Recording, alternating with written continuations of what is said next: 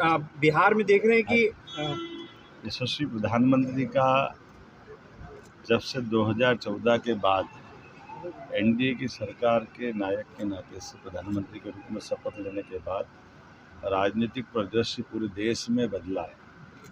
और हमने सबने देखा कि गैर कांग्रेसी प्रधानमंत्री के नाते से पूर्ण बहुमत की सरकार के बनने से लगा करके तीसरी बार सरकार बनाना, ये हमारे लिए उस समय का बदला है जब कांग्रेस ने येन केन प्रकरण माननीय अटल जी की सरकार को गिराने का षड्यंत्र किया था। माननीय मोदी जी के नेतृत्व में न केवल तीसरी बार भाजपा की सरकार, एनडीए की सरकार दिल्ली में काबिज हुई है, बल्कि पूरे देश के सभी प्रदेशों में धीरे धीरे करके लोकतांत्रिक तरीके से विजय अभियान जो चल रहा है, ये वाकई गौरवशाली और लोकतंत्र को आनंदित करने वाला क्षण है। मेरी अपनी ओर से बधाई।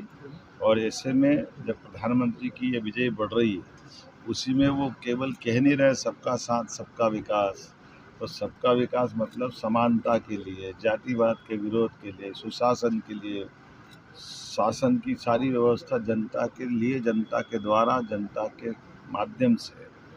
तो ये लोकतंत्र की खूबसूरती का समय है। दुनिया हमारे भारत की तरफ देख रही है और माननीय प्रधानमंत्री जी के नेतृत्व में सुशासन के ये उच्चतम मापदंड बन रहे हैं।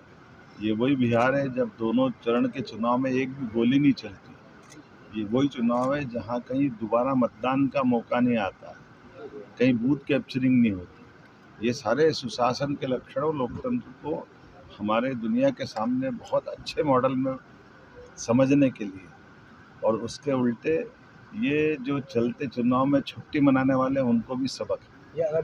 मेरी अपनी ओर से एक बार फिर माननीय प्रधानमंत्री जी के नेतृत्व में एनडीए ने जो सरकार बनी, माननीय नीतीश कुमार जी को, माननीय पीएम साहब को, माननीय एचएम साहब को, श्रीमान अमित शाह जी की कुशल रणनीति, माननीय नड्डा जी के नेतृत्व में एनडीए ने जो प्रगति की, अद्भुत है। लेकिन आज तो मैं लाल सिंह आर्य जी के यहाँ शादी में आया। मुझे इस बात का आनंद है, हमारे राष्ट्रीय नेता, भिंड से अपनी पहचान बनाने वाले अनुसूचित जाति के राष्ट्रीय नेता है। मैं कल अलग अलग कामों में था, तो मैं आज उनके यहाँ अभी लड्डू खाने जा रहा हूँ और आप सबको भी आमंत्रित। सर एक आखिरी सवाल है सर, एक आखिरी लालू जी का कन्वर्ट